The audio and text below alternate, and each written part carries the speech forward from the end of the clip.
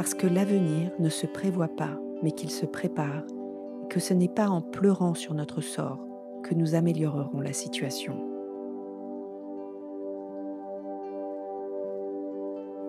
Parce que nous pensons que les Occidentaux se sont petit à petit coupés du lien qui les unissait entre eux et à la nature, et qu'ils devraient donc se reconnecter aux sagesses ancestrales, à leurs émotions, aux autres, aux animaux et au monde.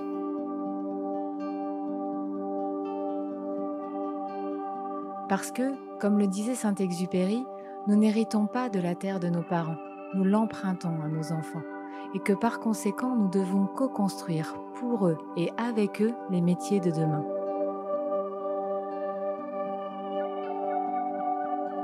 Parce que nous réalisons que consommer, penser, agir, se nourrir, échanger, méditer en conscience a un impact essentiel sur le monde que nous construisons.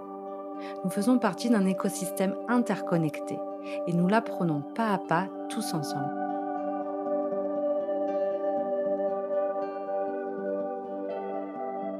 Parce qu'une vision sans action ne sert personne et qu'il faut donc passer de l'intention à l'action et donc de l'inspiration à l'accompagnement à la transformation.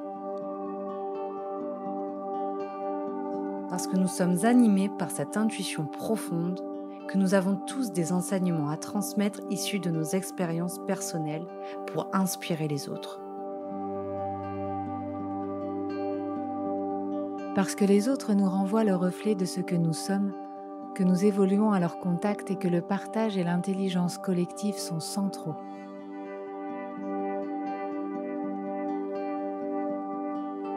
Parce que le changement du monde passe donc par la somme des transformations individuelles et comme disait Gandhi, il faut être le changement que nous voulons voir dans le monde.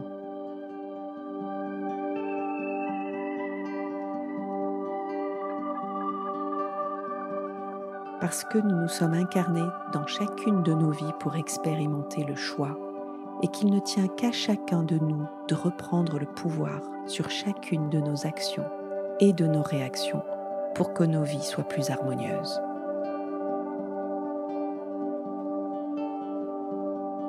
Parce que nous savons que la véritable clé de notre bonheur à tous, c'est de faire évoluer notre conscience individuelle pour que la conscience collective évolue vers plus d'unité et d'harmonie.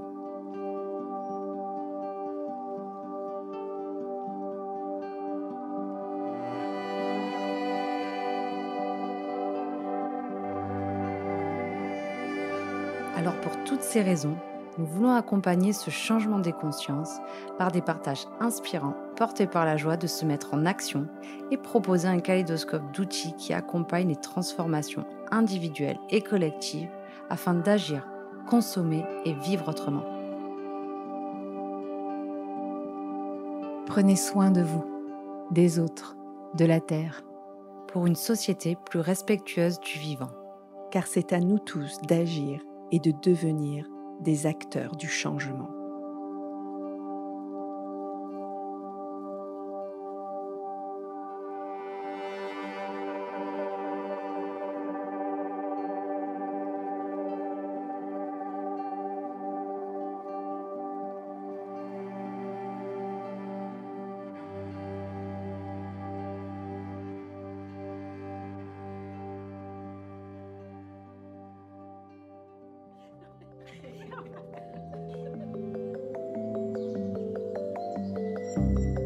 Inspirer, partager, explorer, vibrer, créer, prendre soin de soi, s'aimer, rire, renouer, transformer, éclairer.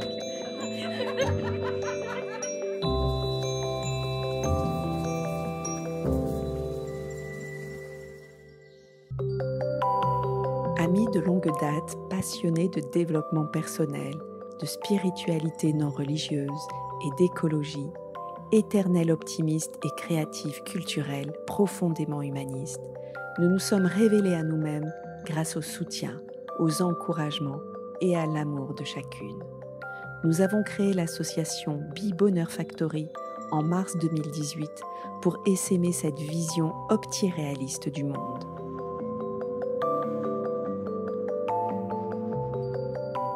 Notre mission est d'inspirer chacune et chacun d'entre vous grâce à des conférences, des émissions podcast et des rendez-vous des éclaireurs.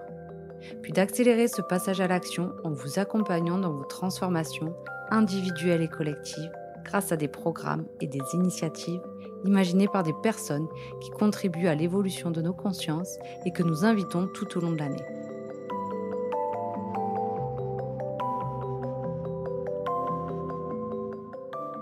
La création de ce projet associatif était pour nous une façon de matérialiser notre passage à l'action, pour contribuer à révéler ce que nous sommes, dans notre unicité et dans notre unité.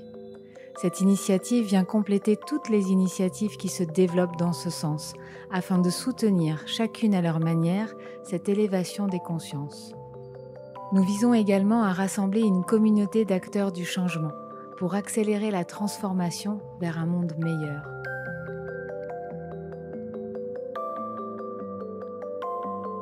Parce qu'ensemble on va plus loin, le soutien de chaque membre est une manière de manifester ce passage à l'action. Votre présence ici nous confirme que nous avons eu raison de nous lancer dans cette belle aventure. Vous nous donnez l'énergie et les moyens de poursuivre. Alors nous souhaitons vous dire merci. Merci infiniment.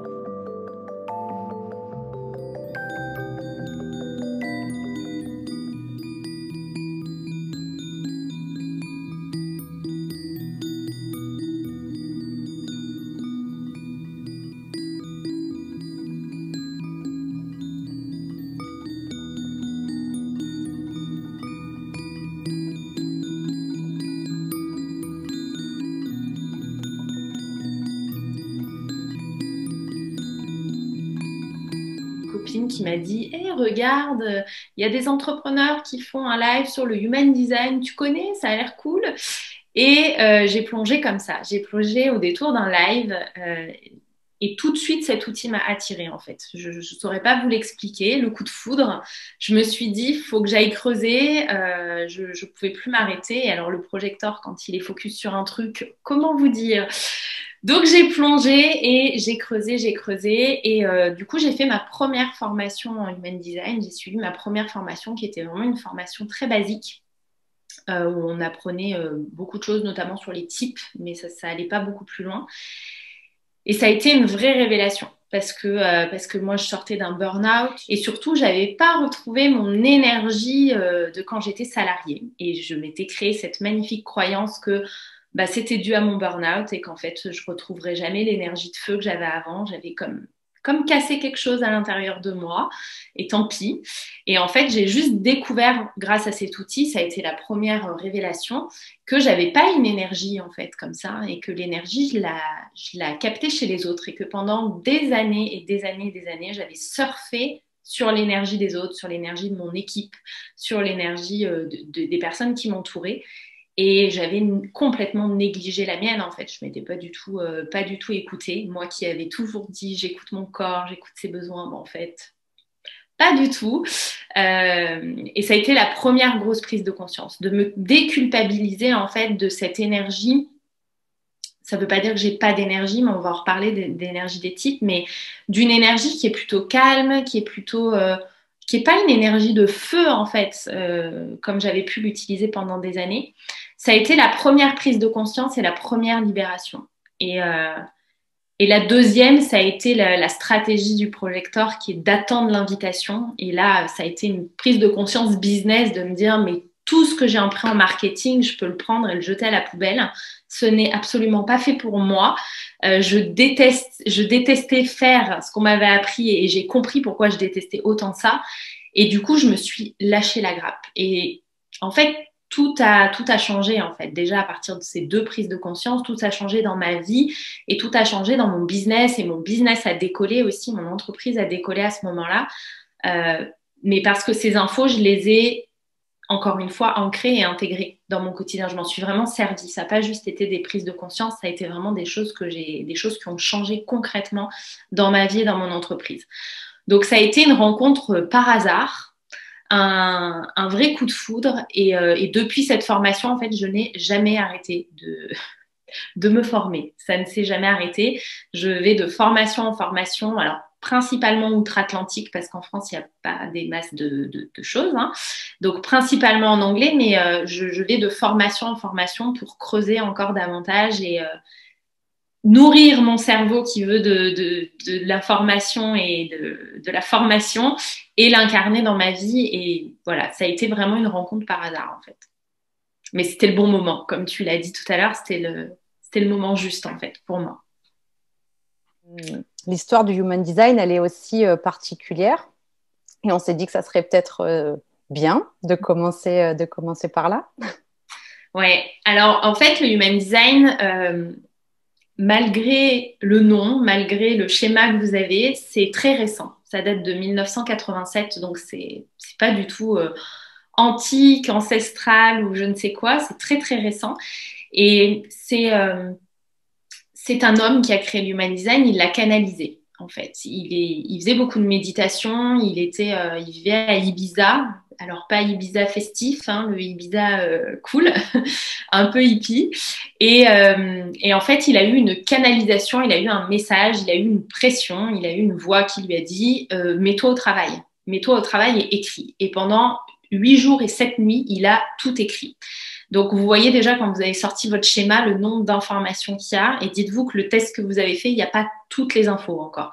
Il y en a encore plus. Le schéma, il est encore plus grand normalement. Il a eu toutes ces informations qu'il a écrites. Et il s'est retrouvé au bout de 7 jours face à ça, en se disant, OK, j'en fais quoi qu'est-ce que je fais de tout ça? Et il a mis 3 ans en fait, à décrypter, à décoder l'outil qu'il avait canalisé. Et il n'a pas décodé ça tout seul. Hein, d'ailleurs, ils ont été 3 à vraiment explorer l'outil, le comprendre, le décoder. Il a eu une deuxième canalisation à un moment donné parce que l'outil n'était pas complet. Et je pense que certainement, la direction qu'il avait prise dans la lecture ne devait pas être exactement ce qui était requis, en tout cas, d'être canalisé. Il a eu une deuxième série de canalisations qui est venue compléter vraiment l'outil et lui donner une dimension, la dimension dont parlait Marion, de toutes les dimensions. On parle de l'humain en Human Design, on est vraiment là pour incarner notre être humain sur cette planète, dans cette vie-là, mais on est là pour rassembler nos parts, que ce soit nos parts stellaires, nos parts cosmiques, nos parts spirituelles, nos parts... de tout ce que vous voulez, tout ce en quoi vous croyez en tout cas. On est là pour venir rassembler ces parts-là et du coup venir travailler d'un point de vue conscient et d'un point de vue inconscient. Et c'est ce qui est intéressant en Human Design, c'est qu'on a aussi vraiment ces deux schémas qui se superposent et qui nous donnent des infos autant conscientes que des infos inconscientes. L'outil, au départ, il a vraiment été...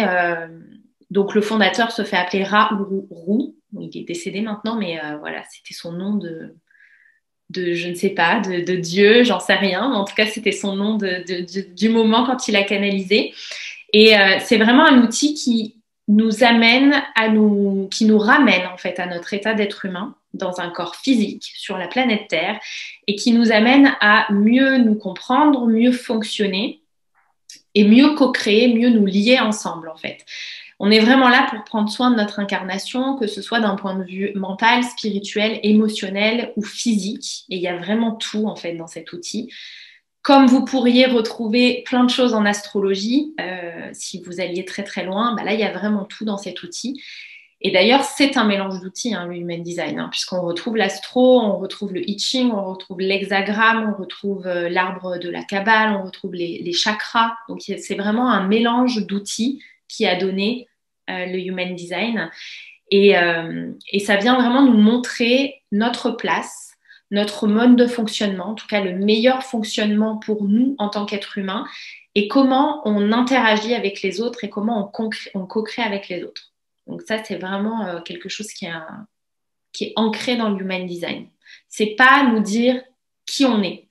Et si vous avez fait des recherches sur le HD ou si vous suivez des gens ou si vous allez aller creuser, vous allez voir beaucoup de choses partagées sur le Human Design, presque comme un vulgaire test de personnalité. Et je trouve ça tellement dommage en fait et tellement superficiel de juste voir, bien sûr qu'on voit nos forces, nos potentiels et que moi je vais les explorer avec mes clientes, qu'on les explore dans les thèmes parce que c'est précieux, mais ça s'arrête vraiment pas juste à ça en fait. Ça va beaucoup plus loin que ça.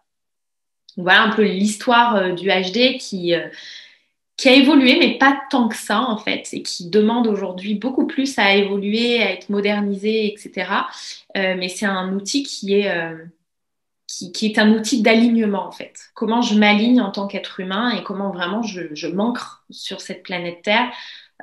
Si vous êtes là, c'est que vous êtes quand même spirituel et que vous croyez à plein de choses. Et le nombre de fois on entend parler de refus d'incarnation, de personnes qui n'ont pas les pieds sur terre ou qui sont trop connectées, trop perchées, etc. Bah là, pour le coup, on a un outil qui travaille vraiment sur l'humain d'une manière concrète et pratique. Du coup, je vais peut-être vous partager un schéma pour vous expliquer un petit peu, histoire de satisfaire votre curiosité et de vous expliquer un petit peu mieux à quoi correspond tout ça. Donc, je vais vous partager le mien, hein, tout simplement. Ça sera beaucoup plus simple. Partage d'écran. C'est parti. Donc, voilà mon schéma. Alors, moi, je fais partie de la team Projector. Donc, vous avez ce schéma-là. Alors, les couleurs peuvent différer, mais les couleurs n'ont pas d'importance, hein. Il y a deux couleurs, en fait, en Human Design, hein. Il y a le noir et le rouge. Souvent, c'est du rouge. Et vous avez des formes géométriques, soit blanches, soit en couleur.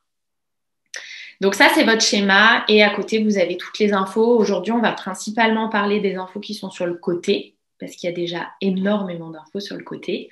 Donc, on retrouve en premier le type. C'est la question que Céline vous a posée au début, parce que c'est la première info qu'on regarde en Human Design. Et donc, moi, je suis projector. Donc, ça, c'est ce qui va nous donner notre type énergétique. Alors, ça ne nous met pas dans des cases, hein, le Human Design. Vous trouverez énormément d'infos sur les types. Et vous allez probablement parfois vous dire, mais ça ne me ressemble pas du tout. Et c'est OK, en fait. Il n'y a pas de problème. C'est une info parmi 150 autres. Donc, sur votre schéma, vous avez ce qu'on appelle des centres qui peuvent s'apparenter à des chakras aussi. C'est les formes géométriques qu'on a ici, les triangles, les carrés, etc. Donc, il y a 9 centres en Human Design. Chaque centre a sa fonction. Chaque centre est relié à des organes du corps humain ou à une fonction dans le corps humain. Chaque centre est relié à une fonction aussi d'un point de vue émotionnel, mental, d'apprentissage, d'énergie. Et vous avez deux types de centres, des centres qui sont définis en couleur sur votre schéma. C'est les centres, c'est comme si vous aviez l'énergie de ce centre en vous, quoi qu'il en soit, quoi qu'il arrive, peu importe qui y a autour de vous, peu importe les planètes, peu importe ce que vous voulez, l'énergie du centre, vous l'avez en vous. Et vous avez les centres en blanc qui sont des centres non définis et qui sont du coup des centres où vous captez de l'extérieur énormément de choses. Donc, vos centres définis, ils émettent des informations dans le champ quantique, par exemple, et vous captez des informations avec les centres non définis. Donc, c'est des centres qu'on appelle non définis, ouverts, peu importe. C'est des centres vraiment qui réceptionnent énormément d'informations, et donc énormément d'informations qui ne sont pas forcément à vous. Et c'est là que ça devient vraiment intéressant de connecter avec les autres. Vous avez ce qu'on appelle les canaux. Donc, les canaux, ce sont les traits qui sont entre les centres, qui sont pareils, soit blancs, soit définis en couleur, noir, rouge. Encore une fois, peu importe, on ne va pas aller autant en profondeur, mais ça, ce sont les canaux qui transportent ces fameuses énergies. Et vous avez tous les numéros, il y en a 64, qui sont les portes, qui correspondent en fait aux clés génétiques. S'il y en a qui connaissent les clés génétiques, ça correspond aux clés génétiques. Et ce sont ces portes qui nous amènent énormément de détails supplémentaires sur nos capacités, nos potentiels, sur comment on interagit, comment on apprend, comment on crée, sur beaucoup, beaucoup de choses d'un point de vue de notre fonctionnement. Et en dehors de ce schéma, vous avez ces deux colonnes-là qui allient à la fois les planètes, les portes, et les lignes. Les lignes, c'est ce qu'on retrouve dans votre profil. Le profil, c'est la deuxième info qu'on regarde en HD. Souvent, on dit projecteur. Moi, je suis projecteur 5.1. C'est souvent la deuxième info qu'on va chercher parce que ça vient vraiment nous parler de notre profil de personnalité, de notre profil psychologique. Ça nous donne vraiment des clés sur notre posture, sur notre façon d'apprendre, encore une fois, de se positionner dans la société, d'interagir avec les autres. Donc, ça nous donne énormément d'infos. Pour vous donner une idée, moi je suis 5.1.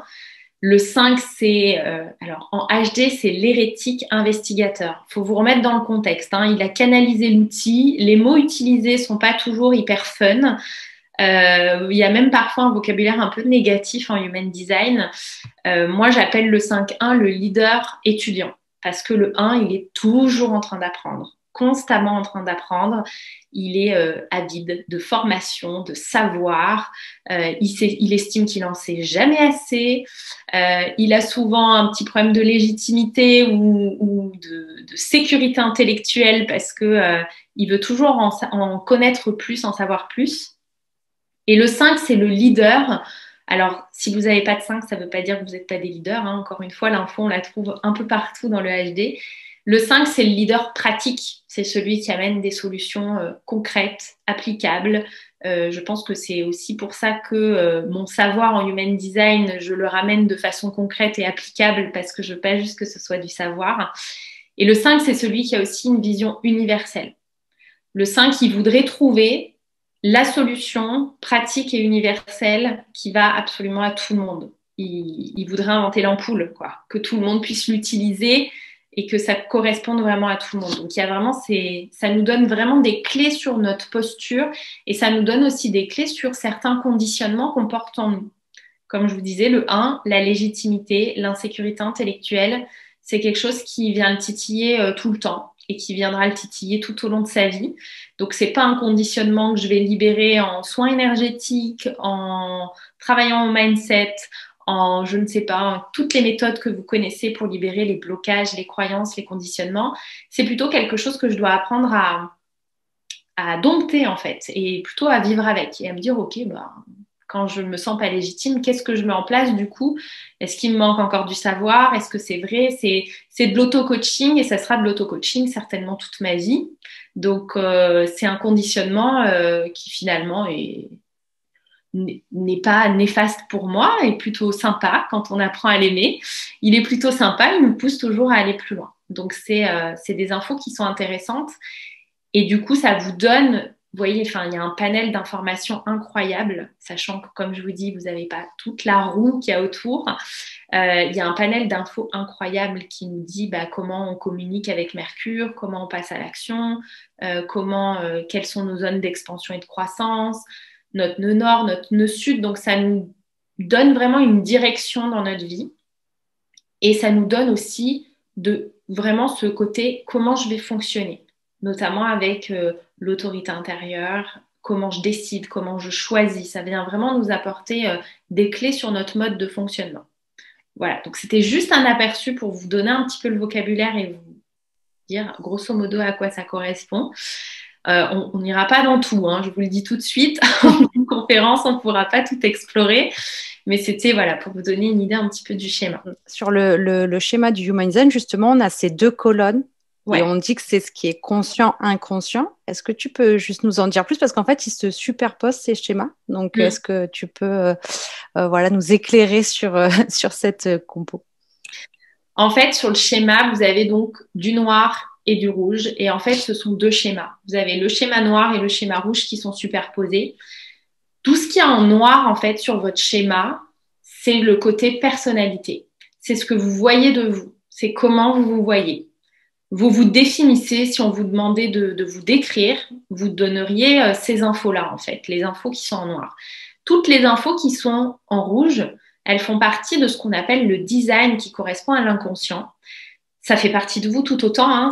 Ça fait tellement partie de vous, en fait, que c'est à l'intérieur de vos cellules, c'est instinctif, c'est dans votre corps, c'est complètement inconscient, vous le faites sans vous en rendre compte. Mais du coup, tellement sans vous en rendre compte que vous ne le voyez pas, en fait. Donc, les autres, quand ils vous regardent, quand ils vous parlent, quand ils travaillent avec vous, peu importe, ils voient la totalité de votre schéma. Ils arrivent vraiment à voir les aspects un petit peu de tout. Mais c'est comme si nous-mêmes, on ne voyait qu'une partie de nous. Donc là, l'Human Design, il vient aussi remettre de la lumière sur toute cette partie-là, inconsciente, qui donc correspondent aussi à certains de nos talents, hein, talents qui sont faciles pour nous, qu'on ne voit même pas tellement que c'est facile, mais qui sont tellement précieux, justement parce que c'est facile. Et ça vient nous donner un éclairage complètement différent. Donc là où on voit que 50%, finalement, on a encore 50% supplémentaires à découvrir sur nous-mêmes. Bon, déjà, quand on est conscient des 50% conscient, c'est bien, parce que ça veut dire on s'est déjà pas mal observé et qu'on a quand même appris des choses sur nous. Mais d'aller explorer l'autre partie, ça nous amène vraiment une autre dimension sur nous-mêmes, sur nos capacités, sur notre mode de fonctionnement, encore une fois. Il y a des flèches vers le haut et vers le bas des schémas. Est-ce que ça, voilà, à quoi elles servent Alors, il y a 4 flèches en haut qui viennent nous parler de choses très spécifiques. C'est là qu'on va retrouver des infos, notamment sur l'alimentation, l'environnement qui nous va le mieux, si on est plutôt branché rituel, rythme fixe ou pas du tout. Ça vient nous donner vraiment des infos concrètes sur notre environnement. On est vraiment dans l'environnement, l'intelligence digestive, ce genre de choses. Et après, effectivement, il y a des petites flèches ou des petits triangles à côté des planètes. C'est pas forcément des infos qu'on va avoir, enfin, c'est des infos qu'on va avoir beaucoup plus loin après. Ça nous parle de planètes rétrogrades, mais pas que ça. Enfin, c'est vraiment, là, on rentre dans du très complexe. Enfin, très oui. détail du détail.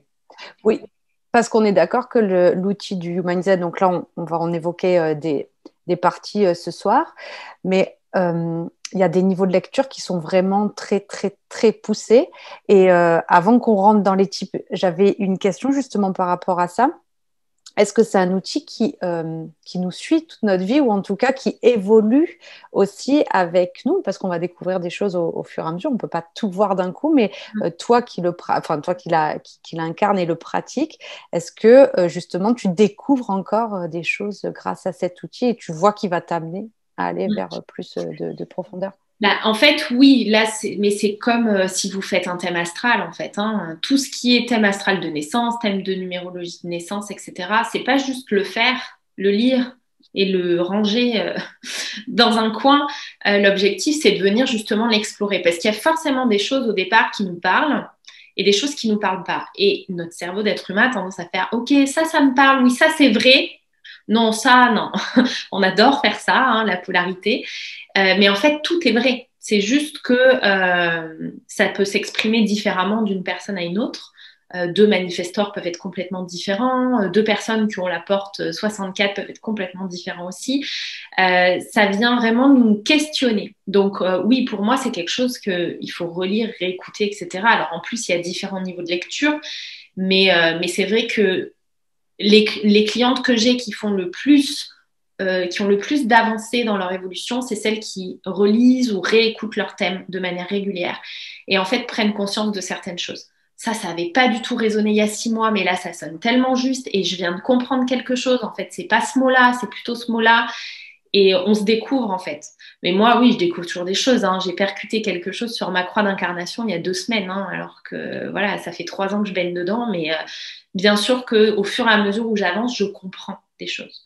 Et ça fait partie de notre niveau de conscience et d'évolution, hein, de repérer des alignements de manière encore plus précise, de voir des schémas qu'on répète, mais on les avait pas vus avant et en fait, on les voit maintenant. Donc, au contraire, c'est de le rendre vivant, en fait, l'outil. Et c'est ça aussi, c'est de le rendre vivant. C'est pas que ce soit juste sur papier glacé. Et c'est aussi un outil, comme l'astrologie d'ailleurs, qui prend en compte les transits planétaires. Donc, tout au long de l'année, vous avez aussi les transits planétaires qui viennent vous influencer. Et influencer, du coup, la carte, là, votre carte de naissance, bah, elle vient aussi bouger au fil de l'année. Donc, oui, c'est vivant. C'est complètement vivant. Si on décide que c'est vivant, c'est vivant. Du coup, on va plonger un petit peu dans les types. Première info du HD pour que vous découvriez un petit peu ça. Le type, donc il y en a 5. Donc là, ils ne sont pas tous représentés. Il y a les manifestors, les manifesting generators, les générateurs, les projecteurs et les réflecteurs. Donc il n'y a pas de réflecteurs dans ce groupe, en tout cas en live. Les réflecteurs, c'est très rare. Ça représente moins de 1% de la population. Il y en a très très peu. Et en fait, leur caractéristique, c'est que sur la carte que je vous ai montrée, tous les centres, toutes les formes géométriques sont blancs. Ils ont que des centres qui sont ouverts et qui captent l'énergie des autres. Vous imaginez bien que dans la société dans laquelle on vit, ça donne vraiment des enfants ou des gens à l'âge adulte qui se sentent mais complètement extraterrestres. Alors on peut se sentir extraterrestre pour plein de trucs, hein, clairement, mais les réflecteurs c'est très particulier. Ils sentent qu'il y a vraiment quelque chose où ça ne colle pas en fait, ça ne colle pas avec les gens, ça colle pas avec les idées, ça colle pas avec la société de manière générale. Ils captent pas, ils sont pas sensibles du tout aux choses de la même manière. Et c'est souvent un type qui demande justement... là, il y a beaucoup de réflecteurs qui se sont réveillés cette année et l'année dernière, énormément. Quand je dis réveillés, c'est qu'ils sont vraiment rentrés dans leur chemin d'évolution ou de conscience, peu importe comment on l'appelle, en tout cas dans leur propre développement. Il y a eu beaucoup de réflecteurs, beaucoup plus que les autres années, qui en tout cas ont pris conscience de ça. Parce que c'est aussi ceux qui transmutent les égrégores de la Terre, les égrégores collectifs. Comment vous dire qu'ils ont du job en ce moment? Alors, ils le font de manière inconsciente, hein, c'est simplement dans leur énergie. Ils ont ce rôle-là dans le collectif de transmuter nos égrégores, les égrégores collectifs. Donc, tous les égrégores de peur, les égrégores ça peut être des égrégores cool aussi, hein, on est bien d'accord, mais beaucoup d'égrégores de peur qu'on a vécu l'année dernière, des égrégores de terreur, les égrégores de colère. Donc tout ça, si vous voulez, un réflecteur en conscience aujourd'hui, il capte ça. Il capte ces égrégores planétaires et inconsciemment, dans son énergie, il vient travailler à les transmuter, à les transformer, à les changer. Donc, autant vous dire qu'ils ne se sont pas éveillés pour rien, hein, c'est qu'ils ont aussi rejoint des êtres en conscience, d'autres personnes qui sont en conscience, qui sont sur le chemin et qui du coup créent de beaux égrégores de lumière et d'amour pour un peu venir contrebalancer ça. Et ça, c'est leur job de manière inconsciente. Donc, eux, ils représentent moins de 1% de la population. Et voilà, c'est assez rare. Faut les bichonner quand on en rencontre.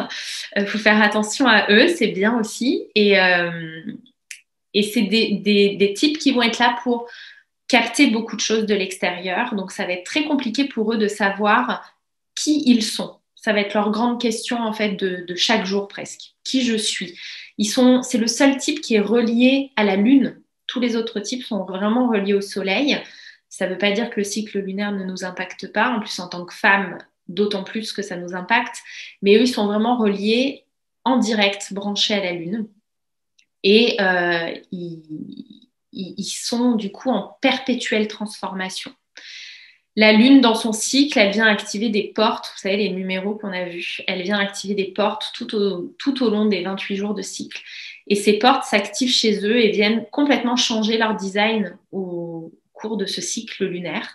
Donc du coup, ils passent par plein d'énergies, d'émotions et d'énergies différentes. Donc leur question, c'est vraiment qui suis-je? Ils sont changeants et ils s'adaptent. C'est ce qu'on appelle les miroirs. Ils sont un peu les miroirs du monde et souvent quand vous avez des coachs qui sont réflecteurs, ça donne vraiment des coachs qui sont le miroir de leurs clients, qui sont capables de s'adapter à la personne qu'ils ont en face d'eux. Et pareil, hein, c'est dans leur énergie, c'est complètement inconscient, mais ils s'adaptent complètement à la personne et ils renvoient exactement à la personne ce qui se passe à l'intérieur. C'est assez bluffant et ça peut être assez inconfortable d'être face à un réflecteur parce qu'il y a vraiment ce miroir. On se voit en fait, on se voit, on se ressent, on se voit. Donc voilà pour le réflecteur, il n'y en a pas aujourd'hui, mais ça vous donne une bonne idée. Vous êtes beaucoup de MG aujourd'hui, vous êtes beaucoup de MG. On a aussi le type générateur. Le type générateur, c'est un type qui a beaucoup d'énergie. Alors, on va mélanger un peu les MG et les générateurs, même si vous êtes bien deux types différents. Mais les MG et les générateurs, vous êtes les deux seuls types à avoir le centre sacral, qui est le carré, pas le carré tout en bas, mais le carré au-dessus, qui correspond au chakra sacré, tout ça, qui est l'énergie constante. C'est-à-dire que vous avez une énergie constante et fiable. Quand vous allez bien, quand vous kiffez votre boulot, quand vous kiffez votre vie, quand vous êtes aligné, vous avez une jauge d'énergie tous les jours à utiliser. C'est assez constant, ça ne veut pas dire qu'il n'y a pas des jours où vous êtes plus en énergie que d'autres, mais globalement, vous avez une énergie qui est constante. Si vous dormez bien, et d'ailleurs, parlons de sommeil, les générateurs et les MG, ils vont se coucher quand ils sont HS. C'est le bouton on-off. C'est c'est l'enfant qui court partout à 8h, et puis vous savez, à 8h05, il s'est éteint, on n'a pas compris. Il y a 2 minutes, il courait, et puis là, d'un coup, il n'y a plus personne. Les générateurs et les MG, vous êtes branchés sur cette énergie-là. Tous les matins, on vous donne une jauge d'énergie à utiliser impérativement dans la journée. Il faut que le soir, elle soit vide. Donc, ça passe par ce que vous voulez. Souvent, il y a quand même besoin d'avoir une activité physique, du sport ou de la promenade, ce que vous voulez, ce qui vous fait plaisir, mais en tout cas, quelque chose qui fait circuler l'énergie dans votre corps et qui vous permet de l'utiliser complètement. Mais c'est vraiment important d'avoir de ne pas rater ce coche de sommeil déjà, je descends et là je sens que je suis crevée et qu'il faut que j'aille me coucher, et de vous écouter. Donc là déjà vous vous dites, ok, la société dans laquelle on vit, elle n'est pas du tout adaptée. Non, elle n'est pas du tout adaptée. En tout cas, nos us et coutumes ne sont pas du tout adaptés, et vous verrez que c'est adapté à aucun type en fait. Même si on nous a beaucoup élevés comme des générateurs, puisque les générateurs sont très branchés travail. Alors travail, passion, c'est mieux, mais ils trouvent vraiment leur profonde satisfaction, et pour les MG c'est pareil, dans leur accomplissement et dans leur satisfaction dans la journée. Il y a cette notion de je veux créer quelque chose, je veux accomplir quelque chose. Ça, c'est un truc, c'est viscéral en fait, chez les générateurs et les MG.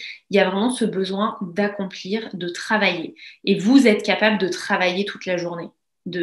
Voilà, vous avez cette énergie qui vous permet de bosser beaucoup. Et encore une fois, quand vous êtes passionné et que vous kiffez votre job, évidemment, c'est mieux.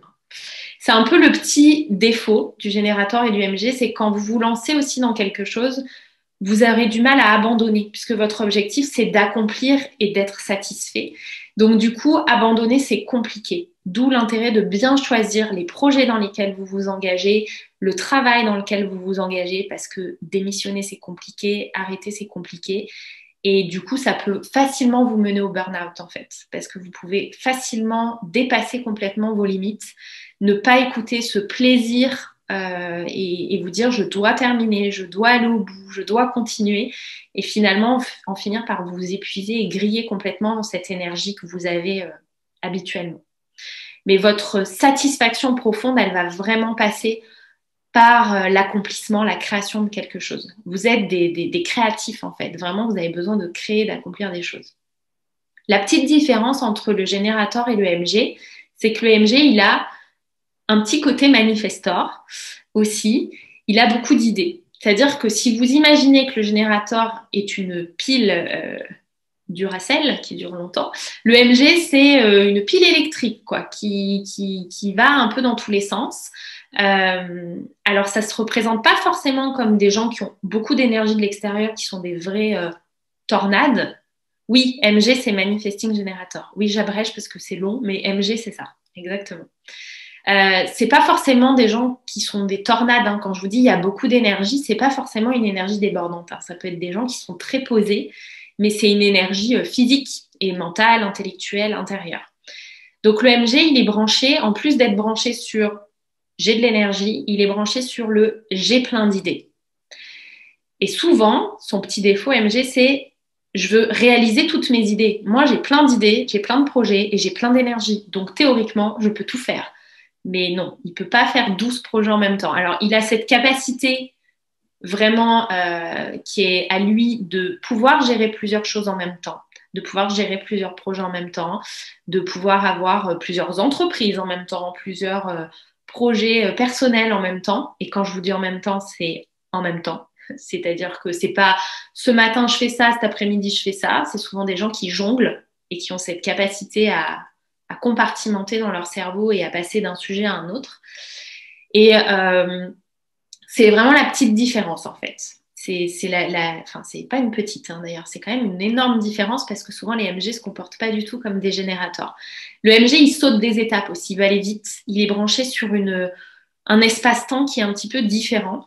Le générateur, il aime aller d'étape en étape, il aime accomplir les choses bien et aller d'étape en étape. Le MG, il va sauter des étapes. Lui, il veut que ça aille vite. Donc, toutes les étapes qu'il considère comme inutiles, il va les sauter. Parfois, ça peut lui jouer des tours. Hein. Il peut aussi sauter des étapes qui étaient utiles, finalement. Et donc, il va être obligé de revenir en arrière. Alors là, ça va le frustrer beaucoup parce qu'il n'aime pas ça, mais il ne va pas avoir le choix. Et il va utiliser son énergie comme ça, en fait. en créant, en accomplissant des choses, en allant de projet en projet. C'est vraiment un type qui a de l'énergie aussi. Le manifestor, du coup, celui qui a beaucoup d'idées, il est pas branché sur cette énergie constante. Il n'a pas ce fameux sacral. Le manifestor, il a une énergie cyclique. Il a forcément un des centres qui est un centre moteur, qui lui amène de l'énergie, d'ailleurs dans l'action. Les manifestors, ils passent à l'action. C'est une idée, on y va. Une idée, on y va. Ça peut aussi lui jouer des tours parce qu'il peut aller trop vite aussi. Mais c'est des personnes qui ont énormément d'idées, qui savent normalement qu'elles n'ont pas l'énergie pour tout accomplir et qui d'ailleurs souvent n'ont pas forcément l'envie de tout accomplir parce que ce qu'elles aiment en fait finalement c'est sauter d'idée en idée. Ça peut être des personnes qui se lassent. Alors tout ce que je vous dis là, vous n'êtes pas obligé de vous reconnaître dans tout. Après, il y a tout votre schéma qui vient nuancer tout ce que je vous dis. On n'est que sur le type, donc c'est aussi je vous donne les grandes lignes et les généralités.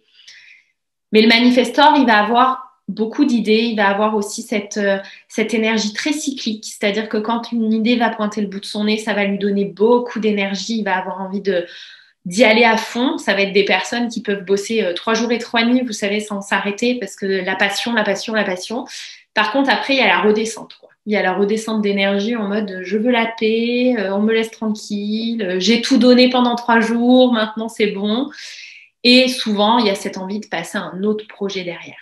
Là, vous voyez déjà pointer la co-création. Pourquoi on n'est pas fait pour être seul et pour créer seul.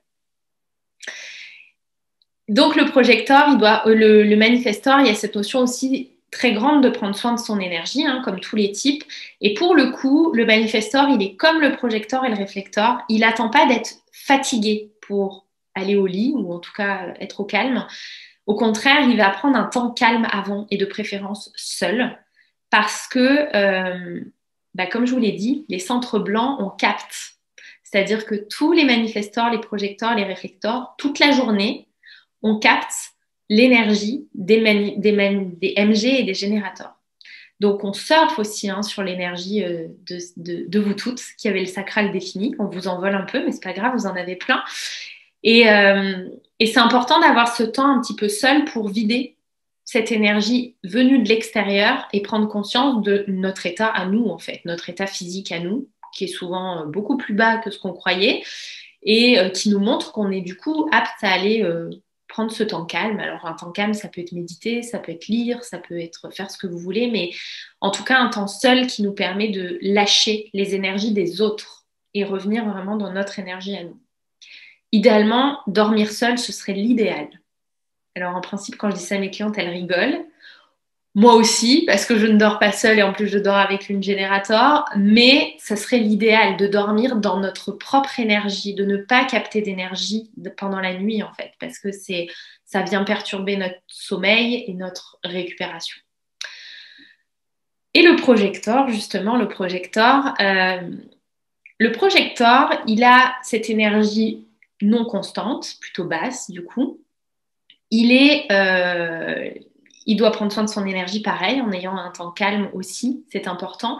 Et c'est celui qu'on va caractériser souvent de guide, parce que le projecteur, alors je ne vous ai pas parlé des auras des autres types, mais le générateur et le MG, ils ont une aura bienveillante.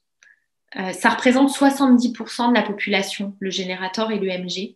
C'est à peu près 35-35 pour les deux. Donc, vous êtes nombreuses et nombreux sur cette planète à avoir cette énergie, heureusement, parce que sinon, on n'irait pas bien loin. Et le manifestor, c'est 8% à peu près. Le projecteur, c'est un peu plus de 20%.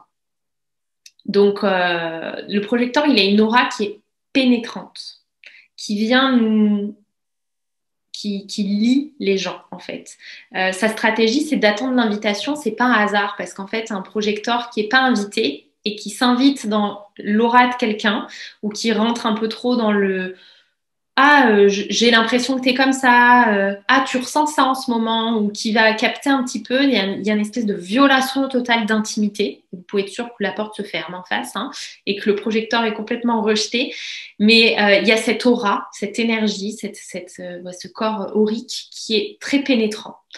Et donc, on caractérise souvent le projecteur de guide. On dit qu'il lit les gens. Il est capable de voir les potentiels des gens, de voir les désalignements des gens, de voir les conditionnements des gens, parce qu'il y a cette lecture intérieure qu'on ne peut pas vraiment expliquer, hein, qui se fait vraiment par du ressenti. Mais qu'on soit ouvert ou non, certaines personnes le ressentent. Et ça peut être très, très dérangeant quand un projecteur vous lit, un peu comme quand un réflecteur vous reflète. Hein. C'est pas forcément hyper sympa. Et le manifestor, son aura, on dit qu'elle est repoussante. Alors, c'est pas très sympa, encore une fois, comme terme. Moi, je préfère dire qu'elle est sélective, parce qu'en fait, le manifestor, ce qu'il veut le plus au monde, c'est la paix. Et il a une aura il peut avoir une aura un peu de gourou qui attire. Vraiment, le manifestor, on a envie de l'écouter, on a envie d'être dans son énergie, ou au contraire, on ne peut pas le supporter. Voilà, donc c'est souvent, il y a souvent très peu de demi-mesure avec un manifestor, en tout cas un manifestor dans sa puissance, hein, qui s'assume complètement. Souvent, on le déteste et on ne sait pas pourquoi. Il y a un peu ce truc de c'est physique, je ne peux pas. Je ne peux pas être en présence de cette personne, c'est pas possible. Ou alors, il y a cette attirance où on a qu'une envie, c'est boire ses paroles, l'écouter, être dans son énergie, être avec cette personne. Donc son aura sélective lui rend service parce que ce qu'il veut, c'est la paix. Il ne veut pas être dérangé, il ne veut pas qu'on vienne lui reprocher des choses, il ne veut pas qu'on vienne lui poser 1000 questions. Il n'a pas envie, lui, il préfère initier les choses que subir. C'est dur, détester, ouais, mais tu sais, Ophélie, c'est vraiment le truc quand tu rencontres quelqu'un et que c'est physique, tu peux pas l'expliquer en fait, hein. C'est pas que c'est physique en vrai, c'est énergétique, ça passe pas, ça colle pas. C'est deux aimants qui se combinent pas et donc c'est un peu cet effet-là, le manifestor. Le projecteur, il va un peu trop en profondeur parfois, il peut déranger aussi. Le réflecteur, il reflète et vraiment les MG et les générateurs, il y a cette aura bienveillante où on a envie d'aller. On se sent la bienvenue, c'est chaleureux, quoi. On a envie d'y aller. Alors, ça ne veut pas dire que vous allez vous entendre avec tous les générateurs et les MG, hein, mais vraiment, l'aura d'un manifestor, c'est très spécial. C'est quand on n'accroche pas, quoi. C'est juste, c'est pas possible. Limite, on peut pas et on n'est pas d'accord et rien du tout. du tout. Pour illustrer un petit peu tout ce qu'a dit Lisa, parce que c'est vrai que quand on a découvert le Human Design avec Marion, qui est donc Manifesting Generator et moi Manifestor, je vous cache pas que j'ai eu un sentiment d'énorme soulagement. Je me suis dit, ah mais voilà, tout s'explique. Parce que être beaucoup apprécié et en même temps détesté, je crois avoir vécu ça toute ma vie, quoi, en fait. Et à ne pas le comprendre, hein, et à pas comprendre que je puisse créer autant de réactions des fois soudaines, sans des fois rien faire, hein, en étant uniquement. Et donc, c'est vrai que c'est pour ça que cet outil nous passionne avec Marion, parce qu'en fait, il explique beaucoup de choses. Mais il explique beaucoup de choses vraiment pour nous ancrer.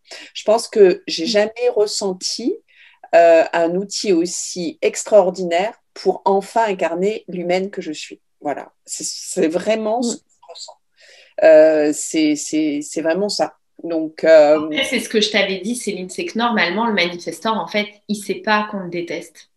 Parce que quand tu l'incarnes vraiment et que tu es en pleine puissance, et du coup, on en avait discuté, j'avais dit on travaillera ça ensemble, quand tu es vraiment consciente, déjà quand tu prends conscience de ça et que tu es vraiment dans ta puissance, les gens, ils viennent pas te dire que tu déranges ou qu'ils t'aiment pas ou quoi que ce soit, hein. Il subit pas toute sa vie, le manifestor. Mais quand tu es entre deux, et que du coup, tu as aussi cette tentation de plaire à tout le monde, parce que c'est aussi ce qu'on nous apprend, et cette recherche d'amour, tout ça. Quand on tend vers ça, là, ouais, tu subis un petit peu parce que tu es entre deux. C'est comme si tu n'assumais pas pleinement ton aura, ton énergie. Et du coup, forcément, tu reçois aussi les critiques comme le reste. Et c'est vrai que je me suis rendu compte que je me suis contorsionnée en fait, hein, sans arrêt pour pouvoir justement plaire et tout ça, et de comprendre mon énergie là, parce que là je suis vraiment qu'au balbutiement, hein, de ce que mon design va m'apprendre de moi, et n'en parlons pas de tout ce que nous allons faire ensemble. Enfin, je sais que c'est un grand changement, et en même temps qui me déstabilise aussi beaucoup, parce que ça fait changer justement ce sur quoi je me contorsionnais, ce sur quoi je m'adaptais.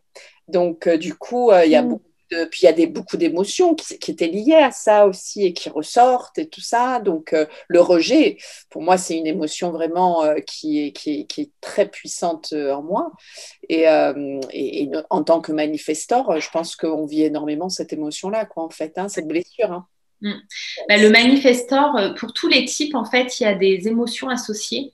Il y a l'émotion qu'on appelle l'émotion du non-soi, qui vient nous indiquer quand elle pointe le bout de son nez ou quand elle explose qu'on est désaligné, justement, ou alors on va se désaligner, entre guillemets. Et c'est pas qu'on est forcément désaligné, mais parfois ça pointe aussi le bout de son nez en mode, bon, c'est bien là, ton niveau où tu en es aujourd'hui, tu as bien évolué, mais on va passer au niveau d'après, ça devient un peu trop petit, il est temps d'élargir encore. Et donc pour le manifestor, c'est la colère. Alors la colère, ça peut être la colère agressive comme on la connaît, ou ça peut être la colère passive, intérieure, c'est-à-dire la lassitude, la procrastination, les gens qui restent figés presque, qui du coup sont comme coupés de l'action, parce que le manifestor, il est dans l'action. Pour le projecteur, c'est l'amertume, cette espèce de rancœur pas très sympa envers nous, envers les autres, ça dépend, on expérimente un peu tout. Pour les MG, ça peut être... Alors, les MG, ça dépend, parce que vous êtes hybride, hein, Manifesting Generator. Donc, c'est la frustration, mais il peut y avoir aussi ce côté colère. Ça dépend aussi quel côté s'exprime le plus chez vous, le générateur ou le manifestor. Et le générateur, c'est la frustration. Et le réflecteur, c'est la déception. Donc ça, c'est votre meilleur ami, hein, je viens de vous dire. Même si c'est catégorisé comme émotion négative, bien qu'il n'y en a pas en fait, hein, c'est juste que c'est pas confortable et c'est juste que c'est pas acceptable. Adulte, d'être en colère ou d'être amer, d'avoir de la rancœur, c'est pas acceptable. Alors la frustration, si, c'est très bien accepté dans notre société d'être frustré, pas de problème. Mais la colère ou l'amertume, pas tellement. Mais c'est pourtant juste le signe pour nous que presque en fait notre place n'est plus au même endroit, simplement. Notre carapace, là, notre humaine est trop petite, on a besoin de changer. Donc soit c'est le next level, ça nous demande de sortir un peu de notre zone de confort et d'aller s'élever encore un peu plus. Soit quand on est au début, ça peut être le signe qu'on est complètement désaligné. Et à contrario, on a ce qu'on appelle le but ultime, alors toujours les grands mots en Human Design, qui vient nous donner un petit peu ce qu'on va poursuivre en tant que personne. Alors là, vous allez mettre vos propres définitions derrière, parce que le projecteur, par exemple, c'est le succès. Donc, c'est qu'est-ce que vous mettez, vous, derrière le succès? C'est quoi le succès pour vous? Quand est-ce que vous vous êtes senti dans le succès? Souvent, c'est un succès intérieur, hein. C'est pas un succès extérieur qui est recherché, c'est un succès intérieur. Le manifestor, c'est la paix. Il veut la paix. Il veut la paix, il veut la paix, il veut la paix, le manifestor. Les MG, c'est pareil, hein. Soit c'est la paix, ça dépend, ils peuvent beaucoup rechercher la paix. Sinon, c'est la satisfaction. Pour les générateurs et les MG, c'est la satisfaction. La satisfaction, alors tout ça, ça peut se travailler au quotidien, hein. La satisfaction, je pense notamment, j'ai plein de clientes qui font des deed lists à la fin de la journée. C'est pas les to-do list du matin, c'est ce que j'ai accompli le soir. C'est hyper satisfaisant pour elles. Ça, c'est au quotidien, mais de manière générale, dans leur vie, ça nourrit cette satisfaction-là. Et pour les réflecteurs, c'est la surprise. Le réflecteur, il lit tellement, il capte tellement de choses qu'il rêve d'être surpris, en fait. Surpris par les gens, surpris par la vie. Et c'est ce qu'il va chercher, finalement, à ressentir dans sa vie. Petite surprise, grande surprise, peu importe. Ça peut être une invitation, hein, qui soit la surprise. Parce que le réflecteur, il a un peu cette sensation que, vu qu'il ne sait pas qui il est, il a cette sensation que personne autour de lui ne sait vraiment qui il est, personne ne le comprend. Et donc, quand il est invité à partager déjà, ou à parler, ou à participer, déjà, c'est une surprise pour lui, en fait. Comme on le reconnaît, c'est surprenant presque. C'est presque surprenant qu'on le voit, en fait. Il peut avoir cette sensation, tiens, on m'a vu, on a vu quelque chose en moi, c'est génial. Donc, tout ça, ça va être des choses qui vont nous montrer aussi notre niveau d'alignement. Si vous êtes...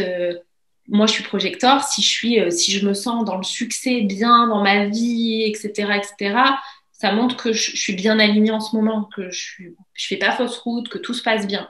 Dès que l'amertume pointe le bout de son nez, je sais qu'il y a quelque chose à revoir. Alors, soit, effectivement, j'ai merdé sur quelque part, soit ça m'invite à aller encore visiter autre chose et à à bouger les lignes, à sortir de ma zone de confort et à vraiment activer d'autres choses. Donc ça aussi, c'est des infos qui sont vraiment passionnantes. Comme est-ce que les hauts potentiels sont tous manifesting générateurs? Alors, bah non, non. Je pense quand même qu'il y a beaucoup de hauts potentiels qui sont manifesting générateurs parce qu'il y a vraiment cette pensée en arborescence qui est caractéristique du MG. Les hypersensibles sont pas forcément tous réflecteurs et l'autisme non plus. Mais par contre, tu dois trouver beaucoup de réflecteurs qui sont hypersensibles. L'hypersensibilité, on va aussi la voir dans un centre. Il y a un centre qui est caractéristique des émotions et du coup, on va aussi facilement trouver des gens hypersensibles qui ont ce centre non défini, qui captent trop d'émotions extérieures. Mais l'hypersensibilité ne s'arrête pas aux émotions, hein, c'est un tout. Donc non, j'ai pas fait de lien et je n'ai pas trouvé d'infos en HD qui fassent le lien entre ça et spécifiquement des choses sur nos schémas. Récemment, tu parlais d'une notion qui était super intéressante, puisque là, tu étais en train de parler de l'alignement. Tu disais que, et ça explique aussi des fois les interactions ou les personnes qu'on peut rencontrer, c'est que souvent, l'alignement appelle le désalignement. Est-ce que tu peux nous expliquer ce que c'est et comment ça se manifeste? Souvent, quand on est aligné dans nos vies, on va attirer des gens qui vont être désalignés. Parce qu'ils sont à la recherche, en fait, de cet alignement. Et vu que on nous a appris et éduqués de telle façon qu'on cherche à l'extérieur, qu'on cherche les réponses à l'extérieur. On nous a toujours appris ça, en fait. On a été conditionnés, et là, on est sur un conditionnement collectif intense, que les réponses se trouvent dans le savoir. Et donc, à l'extérieur, auprès des autres, auprès de ce qu'on apprend, auprès de ce qu'on expérimente. Ça commence. Mais du coup, facilement, quelqu'un qui est très aligné va attirer des gens qui sont désalignés, qui vont venir chercher cette personne. Comment t'as fait en fait la recette de l'alignement, le fameux comment t'as fait en fait. Donc ça va aussi attirer des gens désalignés. Donc forcément quand on est coach, thérapeute, etc. et qu'on travaille notre évolution, notre conscience, notre alignement, on est là aussi pour accompagner les gens sur ce chemin-là, mais du coup on attire aussi beaucoup de gens qui sont justement désalignés et qui recherchent à s'aligner. Donc après, c'est tout ce travail à faire pour justement expliquer aux gens qu'il n'y a pas de comment miracle, il n'y a pas de recette miracle, les réponses, elles sont à l'intérieur et faut les réveiller pour le coup. C'est ce dont tu parlais au départ, c'est inné en fait. Être un être aligné, c'est inné. Ta définition de l'alignement. Ma définition de l'alignement, c'est déjà par rapport à ces deux émotions. Je trouve que l'émotion du non-soi, quand je dis que c'est notre meilleur ami, c'est important de l'avoir en conscience parce que plus on l'aime et plus on finit par la repérer rapidement et par moins la subir finalement. Et je trouve que ça, c'est un bon indicateur qui nous dit qu'on doit changer quelque chose. Mais l'alignement, pour moi, il est global. Il est sur tous les plans déjà. Et il est autant sur le plan physique.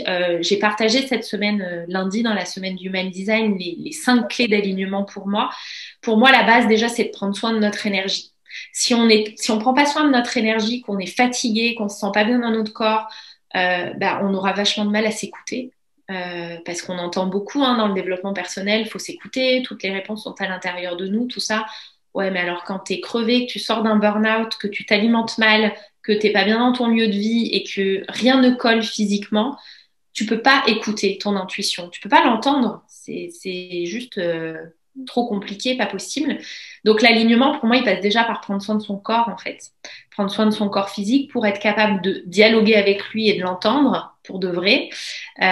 D'écouter, du coup, cette autorité intérieure qu'on appelle en Human Design, alors qui correspond d'une manière plus généraliste à cette intuition, sauf qu'en Human Design, on explore plusieurs façons, plusieurs intuitions différentes, et d'écouter cette fameuse stratégie. En Human Design, ça se matérialiserait comme ça, en fait, l'alignement. Et du coup, ça passe par l'intelligence digestive, l'intelligence émotionnelle, être capable de naviguer à travers ses émotions, de les écouter, de les comprendre et de faire de ces émotions une véritable intelligence qui nous porte, parce que les émotions, c'est vraiment ce qui fait de nous des êtres vivants, c'est d'avoir des émotions. Donc ça va naviguer par plein de choses en fait, l'alignement. Et ça se travaille surtout au quotidien. C'est pas ça y est, je suis alignée, je suis arrivée. C'est pas j'ai trouvé l'alignement ou j'ai trouvé l'équilibre parfait. Non, on est toujours en mouvement. C'est aussi ce qui nous rend vivants. Donc après, ça se travaille vraiment au quotidien et c'est millimètre par millimètre finalement qu'on manage ça. Virginie posait une question intéressante pour qu'est-ce que l'autorité intérieure en fait? Alors l'autorité intérieure en Human Design, c'est comment je fais mes choix, comment mon corps me dit ce qui est juste pour moi. Il en existe plusieurs en Human Design, donc d'une manière générale, on va parler d'intuition dans notre collectif, dans notre société. En Human Design, il y en a plusieurs. Il y a l'autorité émotionnelle, il y a l'autorité sacrale, l'autorité splénique, et il y en a d'autres qui sont plus rares, l'autorité autoprojetée, tout ça. C'est comment ça se manifeste à l'intérieur de notre corps. Moi, j'ai une autorité splénique, donc c'est littéralement ce qu'on décrit comme l'intuition en fait dans l'inconscient collectif, hein, cette petite voix qui parle doucement, c'est subtil, c'est un ressenti à un instant T, il faut être hyper à l'écoute, ça parle qu'une fois, c'est subtil. Donc il y a cette notion de vraiment être à l'écoute de mes ressentis quand j'ai un choix à faire parce que c'est immédiat, ça c'est important, mes choix sont immédiats et c'est très léger en fait, c'est très léger, c'est très discret finalement. Donc ça c'est l'autorité splénique. Il y en a qui ont une autorité splénique, ça ressemble à ça et du coup ça demande de s'entraîner aussi pour vraiment avoir ce ressenti et avoir cette habitude d'écouter ce ressenti et surtout prendre conscience que la décision c'est immédiat. Même les grandes décisions de notre vie, elles sont immédiates. Notre corps nous dit tout de suite oui ou non. Ça, c'est pareil, c'est pas très accepté dans notre société. Je dis toujours, à part la demande en mariage où on attend une décision immédiate, alors que c'est quand même une question importante dans notre vie, pour le reste, on nous demande souvent de réfléchir, de peser le pour et le contre, etc., etc., et donc de décider avec notre mental. Donc l'autorité mentale n'existe pas. Hein. En HD, on n'en parle pas, et en développement personnel non plus d'ailleurs. L'autorité sacrale, c'est une autorité que seuls les manifesting générateurs ou les générateurs peuvent avoir, puisque ça se rapporte au sacral. Ça se rapprocherait du splénique, sauf que c'est une réaction physique. C'est pas le petit truc discret comme ça, le petit ressenti, c'est vraiment une réaction physique qui répond par oui ou par non. C'est dans notre corps, littéralement. Alors, c'est pas chez tout le monde la même réaction, mais ça peut être du dégoût profond quand c'est non, un dégoût je suis écœurée en fait quand c'est non. Un feu d'artifice dans le ventre quand c'est oui, ça peut être des frissons. Moi, j'ai des clientes, c'est les poils qui se hérissent quand c'est oui. Mais en tout cas, c'est le corps qui se manifeste vraiment d'une manière physique et qui vient vraiment dire oui ou non. Alors, la réponse ne nous fait pas toujours plaisir. Hein. Parfois, ça nous fait peur. Mais c'est toujours le choix qui est juste pour nous. Et suivre son autorité intérieure, ça fait partie de l'alignement. Ça nous pousse à prendre des risques, ça nous pousse à sortir de notre zone de confort, mais c'est toujours le choix qui est juste pour nous. Après, vous avez des autorités autoprojetées, manifester du cœur, manifester du soi, etc., qui sont plus rares et qui, du coup, se manifestent aussi immédiatement. On est dans une décision immédiate aussi, comme le sacral et comme le splénique, mais ça se manifeste par la voix. Ça doit sortir vocalement en fait. Il n'y a pas de réaction physique, il n'y a pas d'intuition, de ressenti. Alors il peut y avoir un ressenti, mais en tout cas, ça a besoin d'être vraiment matérialisé vocalement. Et donc ça vient soit du cœur qui dit je veux pour le coup, ou du centre G qui parle plutôt du moi profond, je suis, qui vient donner une réponse vraiment depuis ce qu'on pourrait appeler notre essence profonde, mais ça vient vocalement donner la réponse immédiate. Donc là, c'est pareil, hein, ça peut surprendre les gens autour de nous, mais c'est une réponse qui sort naturellement et c'est la bonne, en tout cas la bonne pour vous à ce moment-là. L'autorité émotionnelle, le plexus solaire, donc Virginie, c'est une autorité où on ne décide pas tout de suite, justement. C'est pas une autorité intérieure en soi, en tout cas, c'est pas comme ça qu'on la ressent. L'autorité émotionnelle, elle vient juste nous dire que quand on est face à un choix, potentiellement, il y a une vague émotionnelle qui se déclenche.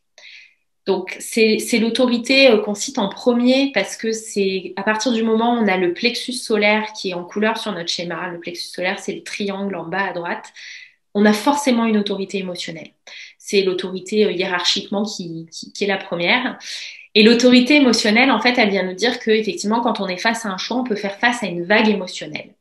Et quand on est dans une vague émotionnelle, c'est un espèce de mélange d'émotions qui nous arrive, qu'on se prend un peu en pleine face. Alors, vous en avez certainement tout expérimenté, même si vous n'avez pas le plexus défini, de par les transits planétaires ou certains portails énergétiques qui peuvent venir nous chambouler. Donc, vous voyez bien ce truc d'émotion qui nous arrive et on ne sait pas, hein, on ne sait pas pourquoi, on ne sait pas d'où ça vient, on ne sait même pas quelles émotions on ressent vraiment. Donc là, vous vous doutez bien que c'est pas le meilleur moment pour faire un choix. Comme je dis tout le temps, quand les émotions sont hautes, l'intelligence est basse. On peut pas. On est submergé et du coup, c'est trop compliqué. Donc cette autorité intérieure, elle nous explique en fait d'attendre, de laisser passer la vague et de prendre la décision quand c'est calme. Donc la vague, ça peut être aussi des vagues, vous savez, d'excitation. Vous êtes face à un choix, il y a une espèce d'excitation qui monte. C'est pas forcément judicieux de prendre vraiment, de faire un choix là, maintenant. Comme quand c'est la vague en bas aussi, hein, la déprime ou la nostalgie, la mélancolie, la tristesse, peu importe. C'est pas forcément requis de prendre une décision là, maintenant. Donc ça nous dit, attends 24 heures, 48 heures que l'ouragan se calme et que tu reviennes à un truc un peu correct, un peu plus calme et que tu sois apte du coup à réécouter ton corps et à savoir ce qu'il te dit. Donc souvent, il y a une autorité derrière l'autorité émotionnelle en fait. Pour les manifesting générateurs et les générateurs, c'est le sacral qui va parler du coup, après cette vague. Vous allez dire, ok, là mes émotions sont cool, je repose la question et votre corps va se manifester. Pour d'autres, pour les manifestors, ça peut être le splénique, ça dépend des centres que vous avez, mais ça peut être le splénique, ça peut être l'autoprojeté, enfin en tout cas ça peut être une autre autorité qui vient. De toute façon, il y a une intuition à un moment donné qui se manifeste. Et après, vous avez deux autres autorités qui sont plus rares encore, l'autorité lunaire pour les réflecteurs. Alors eux, c'est carrément d'attendre 28 jours, donc comment vous dire, attendre le cycle lunaire. Ça ne veut pas dire qu'ils attendent forcément 28 jours, mais ils ont besoin de plusieurs jours pour passer par plusieurs phases de la lune, plusieurs étapes, pour avoir différents ressentis et pour jauger un petit peu en fait ce qui résonne en eux. Et il y a l'autorité environnementale. Alors souvent, il y a écrit aucune quand on fait le test, parce qu'en fait, on dit que c'est une autorité extérieure, mais elle n'est pas vraiment extérieure. C'est une autorité qui est que pour certains types de projecteurs. Et c'est une autorité qui vient nous dire qu'on a besoin d'aide extérieure, pour le coup, qu'on a besoin de partager. Donc là, ça sous-entend d'avoir des gens de confiance, bienveillants, qui nous aiment, fiables autour de nous, à qui on peut exposer les différents choix qui s'offrent à nous. Et les gens vont donner leur avis. Alors, c'est pas pour écouter les avis des autres. Donc, ça demande aussi de se détacher de l'avis des autres.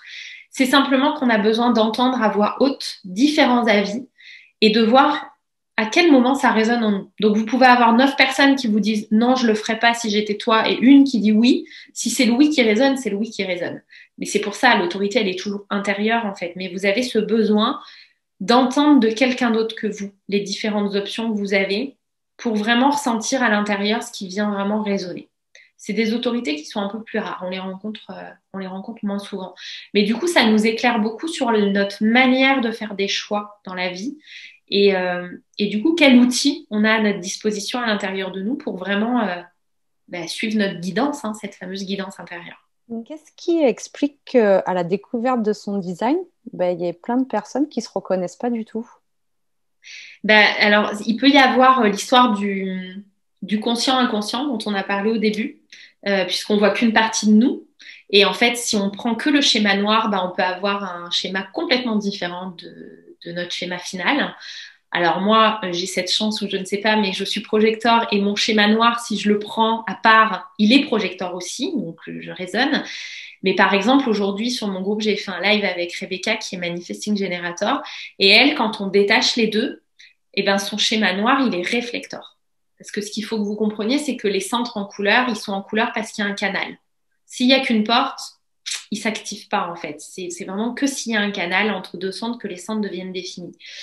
Et du coup, quand elle a découvert l'Human Design il y a 10 ans, elle a fait faire son thème et tout, ça lui a pas tant parlé que ça. Et en fait, le HD n'a pas cessé de revenir dans sa vie. Tout au long de ces 10 ans, elle a toujours rencontré des gens qui faisaient du HD, tout ça, ça revenait. Et du coup, quand on s'est rencontrés et que moi je faisais du HD, j'ai fait son thème, on en a beaucoup parlé et on a surtout mis ça en lumière. Alors on a surtout mis en lumière aussi qu'elle était très très connectée et pas très ancrée et que du coup elle n'avait pas ramené l'human design dans son corps, mais en plus elle se voit comme une réflector, quoi. Et donc, la métaphore, c'est vraiment, j'ai un véhicule, c'est comme si elle avait un avion, mais qu'elle était pilote de Formule 1. Elle peut pas conduire l'avion, en fait. Voilà, elle se sent réflector au volant d'une MG. Ça dissonne. Il y a un truc qui ne collait pas. Et pourtant, de l'extérieur, moi, je l'ai toujours vue MG. Enfin, elle coche toutes les cases, en fait. Mais elle, intérieurement, c'était pas du tout ce qu'elle ressentait, c'était pas du tout ce qu'elle voyait. Donc ça peut expliquer déjà. Et autre chose qui peut expliquer, c'est notre conditionnement de manière générale. On a quasiment tous été élevés comme des générateurs. Alors, des générateurs dans une société inadaptée, hein, c'est-à-dire il faut travailler dur, beaucoup, le travail c'est la santé, l'avenir appartient à ceux qui se lèvent tôt, etc. Enfin, toutes ces injonctions ont fait que on a été élevés comme des générateurs ou comme des manifestors aussi faut prendre des initiatives, faut toujours initier, faut toujours être dans l'initiative, faut taper aux portes, faut prospecter, faut tout ça, enfin tout ce qu'on nous a inculqué. Donc ça peut venir nous créer aussi des dissonances. Moi, si j'avais découvert la HD avant, je t'aurais dit non, je suis générateur, je suis pas du tout projecteur. C'est évident quoi que je suis générateur. Et parce que j'ai toujours fonctionné comme ça. Donc ça aussi, nos conditionnements collectifs, ils peuvent vraiment radicalement nous mettre sur la mauvaise voie, entre guillemets. On a une petite question sur les profils d'Ophélie, justement, à savoir lequel suivre. Tu suis le global, en fait. Ce qui compte, c'est le global, parce que tu peux pas être juste consciente ou juste inconsciente, tu as les deux en toi. C'est juste ton ressenti. C'est juste que tu vois qu'une partie de toi, en fait. Comme physiquement, on se voit d'une façon, les autres nous voient d'une autre manière. Donc, c'est notre regard qui est filtré, en fait. C'est juste notre regard à nous qui est filtré. Donc, ça demande de se réapproprier son design et encore une fois, de l'intégrer vraiment en nous, de se le réapproprier, d'apprendre à reconnaître les signes, d'apprendre à le lire, à le comprendre et surtout d'avoir une lecture active. C'est pour ça que moi, mes thèmes HD, mes lectures, je ne les fais que dans le cadre de mes coachings. Je ne fais pas de thème seul parce que ce qui est important, c'est que la personne à qui on fait le thème soit active dans son thème, qu'on pose des questions, qu'on interagisse énormément, qu'on ramène les choses à sa vie, à son quotidien. Il y a beaucoup de termes en human design qui sont très collectif, où voilà, on parle de leadership, etc., etc. Donc, c'est des mots, on s'imagine tout de suite, quand on dit leader, on s'imagine tout de suite quelqu'un de leader sur scène ou je ne sais pas, mais pas forcément. Il peut être leader dans sa vie perso, il peut être leader dans sa famille, il peut être leader dans son couple. On s'imagine toujours des grandes choses alors qu'on doit aussi le ramener à notre vie quotidienne. Donc, c'est important que les personnes soient vraiment actives. D'autant plus quand la personne ne se reconnaît pas dans son type. Il y a vraiment un travail à faire sur le... Puis surtout de commencer, peut-être de commencer par un pas après un pas, parce que c'est vrai que quand on reçoit ça, on a tout, l'autorité, etc. On se dit, alors il faut tout de suite que je mette ça en route et ça en route. Et en fait, non, c'est en vivant que les choses, on les met en route aussi au fur et à mesure. Mais c'est vrai qu'on a ce truc où d'un coup, on se dit... voilà, il faut que je fasse tout ça en même temps pour être aligné dans mon design, être OK. Mais encore une fois, on se remet une sorte de pression d'être absolument OK avec ça, alors qu'il se vit, en fait. Il se vit complètement. Il se vit et il va se découvrir tout au long de ta vie. Hein. C'est vraiment tout au long de ta vie que tu vas découvrir et intégrer des choses et reconnecter à ça. Donc ouais, c'est important. Et pour conclure, en fait, ça serait super intéressant aussi de sensibiliser les gens pour le faire pour les enfants également. Parce que on disait justement avant de commencer la conférence que ça serait extraordinaire que des conseillères d'orientation puissent se former au Human Design. Ça éviterait ça permettrait plutôt de donner d'autres outils. Et c'est vrai que c'est quelque chose qui est vraiment hyper intéressant à faire pour les enfants. Ouais. Pour les enfants, c'est intéressant. Alors, pas forcément d'aller plonger dans tout. Oui. Dans les portes, etc. Enfin, c'est aussi à l'enfant de découvrir et de se découvrir. Mais par exemple, l'énergie, c'est hyper intéressant. J'ai eu beaucoup de clientes qui avaient plusieurs enfants, qui dormaient dans la même chambre et qui n'avaient pas du tout le même type énergétique. Ça provoquait énormément de problèmes de sommeil, de problèmes d'endormissement, etc. Donc ça, c'est des choses importantes. De respecter aussi, du coup, le rythme de chaque enfant, parce que quand on a un enfant projecteur et un enfant MG, bah, ça va pas être le même, hein. Le MG, il va falloir aussi le laisser beaucoup expérimenter, beaucoup se tromper. On peut aller voir les profils aussi. Les profils, ces fameux 2 numéros qu'on a. Il y a des profils qui expérimentent beaucoup, il y a des profils qui apprennent beaucoup, comme le 1. Donc, ça va être aussi de venir nourrir, en fait, ces aspects-là des enfants. Pour moi, déjà, si on s'arrête au type et au profil, il y a déjà beaucoup d'infos, en fait, en tant que parent, d'infos pratiques pour vraiment venir respecter cet enfant. On peut aller voir aussi les émotions. Ça, c'est intéressant aussi, comment les émotions se manifestent. Un enfant manifestor, bah, ça va être un enfant colérique. Parce que forcément, à un moment donné, il va expérimenter cette colère qui ne saura pas maîtriser en plus, qu'on va en plus souvent le blâmer parce qu'il est en colère et que ça ne se fait pas. Mais le manifestor, c'est vraiment un type très, très, très indépendant. Donc, ça va donner des enfants en demande de liberté et d'indépendance. Et du coup, forcément, les limites, pas trop son truc. Hein. Ça ne veut pas dire qu'on lui laisse tout faire et qu'on ne met pas de limites, mais on va surtout lui apprendre à dompter cette colère, à l'apprivoiser, à apprivoiser les limites. Et on va être beaucoup plus aussi dans le fait de lui laisser poser ses propres limites. C'est beaucoup plus dans la discussion que dans l'interdiction. Parce que ça va pas coller en fait. Donc ça va être plus de l'amener à demander la permission. Au lieu de lui interdire, on va lui apprendre à plus demander la permission, etc. Donc ça va être vraiment des choses hyper intéressantes. C'est comme les générateurs LMG, travail passion. Ça doit être inculqué dès le plus jeune âge que le travail doit être passionné, doit être dans le plaisir, que c'est ça qui va le nourrir, d'apprendre à dire stop, d'apprendre à dire non. Ça va être des choses importantes pour lui. Et le projecteur, bah, va falloir lui apprendre à prendre soin de son énergie.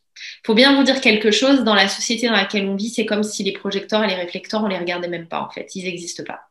Ils n'existent pas, c'est des feignants, c'est des gens qui travaillent peu, parce que le projecteur, il peut bosser 3 heures par jour, 4 heures par jour. Il est hyper efficace en peu de temps. Il peut abattre un travail monstrueux en peu de temps, mais après, il veut faire autre chose, quoi. Et son énergie a besoin de faire autre chose, a besoin de plus d'espace, de repos, de réflexion, de temps de pause aussi.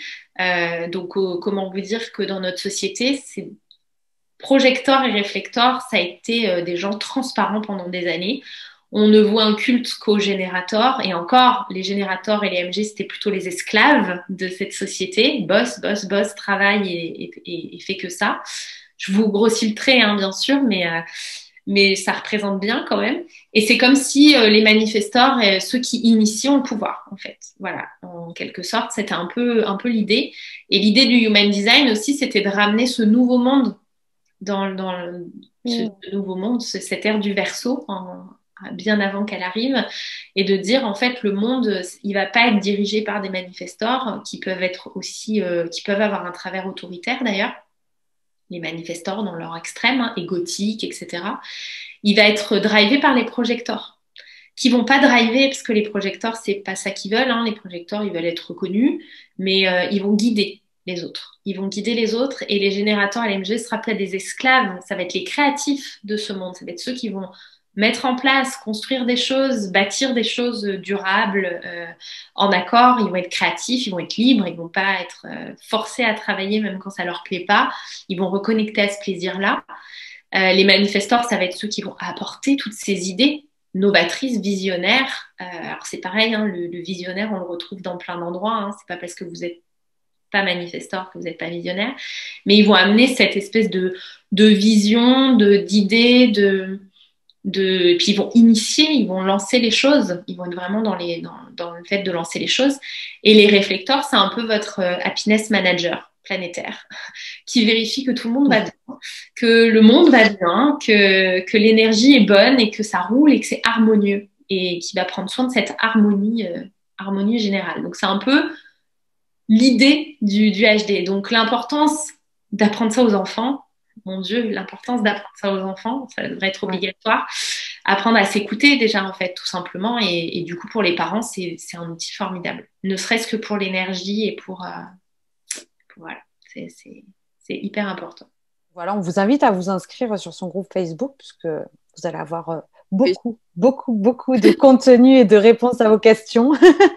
Je propose aussi des masterclass aussi. Et donc, si vous demandez à participer, à rejoindre son groupe Facebook, vous avez aussi ces masterclass en replay et tout. Ouais, il y en a plusieurs en replay. Il y en a plusieurs en replay. Alors moi, je parle beaucoup de business parce que je m'adresse principalement à des entrepreneurs, mais il y a plusieurs masterclass en replay. Là, il y a la semaine du Human Design en ce moment où justement, on est vraiment sur ce Human Design conscient, Human Design du nouveau monde, etc. Probablement que demain, je ferai d'ailleurs un live FAQ sur un peu les bases parce que j'ai eu tellement de nouveaux qui sont arrivés sur le groupe qu'il y a beaucoup de questions sur les bases. Et après, oui, il y a des IGTV sur mon Instagram et il y a quelques vidéos sur ma chaîne YouTube. Alors, ma chaîne YouTube, elle débute, elle n'est pas très étoffée. Mais l'objectif, c'est justement de faire des vidéos sur chaque type, etc. Donc, il y a déjà des vidéos sur l'énergie des types. Alors, les MG, soyez patientes. Je crois que la vidéo arrive la semaine prochaine. Mais voilà, il y a déjà quelques petites vidéos si vous avez envie d'en savoir un peu plus. Il y a beaucoup de MG ce soir. Ce qui est génial, c'est que Lisa fait partie des rares à faire des choses que pour les MG et de ne pas nous mettre dans avec d'autres informations dans lesquelles on ne se reconnaît pas de trop. Donc, merci d'amener cette nuance-là parce que ça nous donne d'autres clés en fait de compréhension. Dans le cadre notamment, nous, de notre accompagnement, tu nous as donné aussi accès à des lives sur sur notre profil, sur notre type, pardon. Donc ça aussi, je pense qu'on peut y avoir accès sur ton site. Oui. Voilà. Oui, c'est dans HD Revolution, c'est le programme qui est annuel en fait. Alors chaque programme peut s'acheter individuellement, on n'est pas obligé de prendre le pack annuel. Et du coup, il y a ce programme, un programme par type.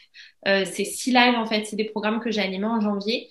6 lives juste sur le type, donc vous imaginez bien à quel point on peut aller en profondeur. Ce que je vous ai dit, c'était de la surface. Donc c'est 6 lives sur chaque type. Donc vous pouvez prendre le programme de votre type, vous avez accès au replay. Il y a aussi des soins et des activations. Les replays sont sur un groupe Facebook qui est dédié, donc ce qui fait que vous pouvez toujours commenter les lives et poser vos questions en direct au fur et à mesure où vous regardez. Pour que je puisse vous répondre. Et là, ça permet d'aller beaucoup plus en profondeur dans qu'est-ce que mon type d'un point de vue mental, mais surtout, ça fait quoi en fait, concrètement, dans mon corps, dans mon énergie, dans mon quotidien. Ça va en profondeur dans l'incarnation. Il y a aussi des activations justement pour les MG, aussi pour activer le sacral, pour ressentir à l'intérieur de son corps. Et voilà, on va travailler sur tous les plans. Donc si vous avez envie d'explorer, c'est le bon programme pour explorer votre type.